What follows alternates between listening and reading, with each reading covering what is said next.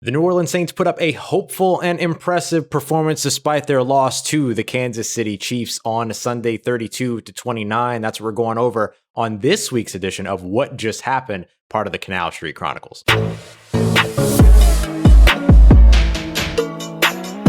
What's going on, everybody? Welcome back to another edition of What Just Happened, here with Ross Jackson of Canal Street Chronicles. Appreciate you as always for joining. Of course, don't forget to like, subscribe, comment below. Let us know what you think about the performance by the Kansas City Chiefs. As I mentioned in the cold open, I do think that the Saints had a pretty impressive performance despite losing this game 32-29 to the opposing and defending Super Bowl champions. This is a potential Super Bowl preview, which you would hope for a different result later on in the season. But when it comes to what the Saints are going to have in the postseason versus what they had available to them, particularly on the offensive side in this game, there's some massive differences. Of course, Michael Thomas was moved to injured reserve, and his season is officially over in terms of the regular season. He'll be back for the postseason. Deontay Harris, same situation expected for him. He has also been moved to injured reserve. The Saints get Drew Brees back, but he needed to knock some rust off after opening up the day, not completing any passes in his first 5 attempts for the first time in his career. The Saints not getting a first down in the first 4 possessions for the first time, I believe, since 2006, very early.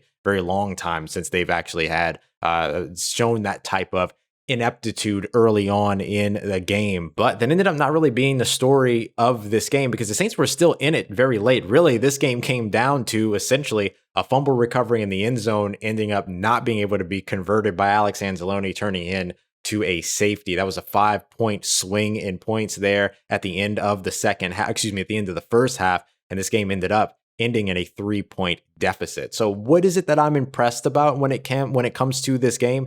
It comes down to the fact that for the Saints and their defense, the fact that they played as well as they did for 92 snaps. Kansas City possessed the ball for 92 snaps in this game as compared to 52 for the Saints offense. That is a 40 snap discrepancy. That is essentially 2 games worth of snaps by Kansas City. And this is one of the most high-powered offenses, the most high-powered offense in the NFL. And despite the fact that Kansas City had 2 games worth of possession, 41 minutes as compared to the Saints not even getting 20 minutes of time of possession, they only scored 32 points in this game. And so that's pretty big and a great performance by the Saints defense. It took some tricky plays like the Travis Kelce quick pass for a touchdown on the goal line, a tight window of 6 inches and an incredible throw by Patrick Mahomes in the back of the end zone to Mecole Hardman.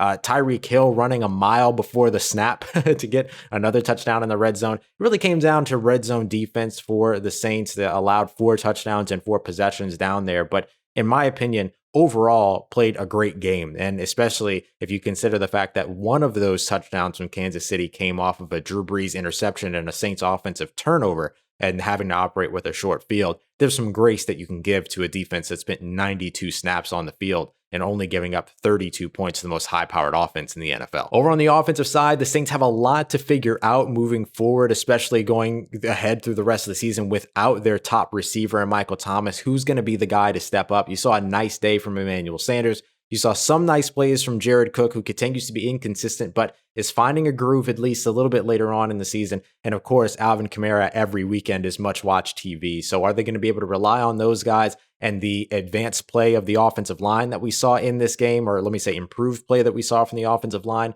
in this game, which just often has to do with Drew Brees being under center. He only got sacked once in this game as opposed to Patrick Mahomes, who was sacked 4 times. So can the Saints capitalize on these next 2 games on Christmas Day against the Minnesota Vikings and then week 17 against the Carolina Panthers to maintain the number 2 seed or potentially even play themselves back into the number 1 seed, though that path and that window back to that number 1 seed is slowly but surely closing. One of the things that you loved seeing from Drew Brees in this game is that once he got into rhythm, you saw a little bit more of the up-tempo, no-huddle offense that we didn't get to see with Taysom Hill. That was a huge benefit for the Saints. Led to the big 51-yard pass on the quick snap, and it also led to him going 6 of 8 in the second half, finishing up the second half touchdown that the Saints scored with Alvin Kamara. So a great look for Drew Brees and the Saints offense in terms of what individual things you can pull away, but you still need to see more consistency from some of the other role players that are now being thrust into starting positions and are going to be relied upon here for the rest of the season. So let's get to a couple of our performances of the day here, our top performances.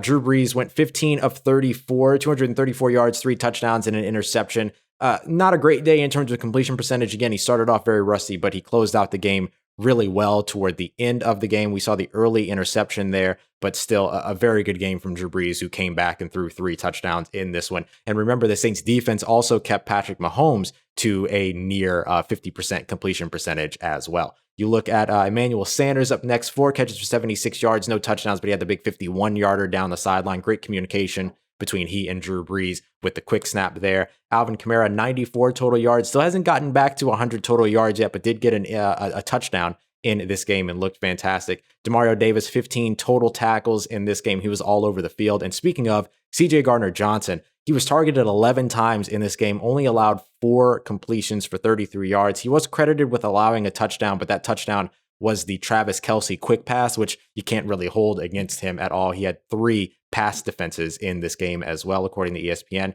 And then Trey Hendrickson with 5 quarterback hits, 2 sacks. He is now tied for the league lead in sacks with 12.5 with Aaron Donald, despite playing fewer pass rushing snaps than him. And the Saints defense as a whole got 30 pressures in this game as well. So all told, a hopeful performance here that shows you a little bit about why the Saints can maintain their Super Bowl aspirations, especially considering the pieces that they'll get back once they get to the wild card round.